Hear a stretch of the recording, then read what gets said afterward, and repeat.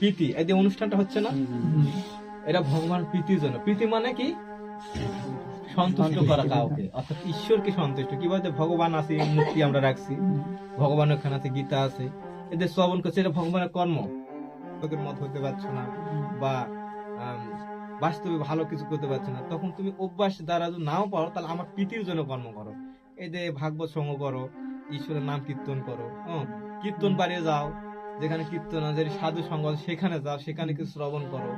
হ্যাঁ, ভগবান ভগবান এগুলো করলে ভগবান প্রীতি পায়, মানে সন্তুষ্ট হয়। আর ভগবান সন্তুষ্ট হলেও তুমি উদ্ধার পাবে।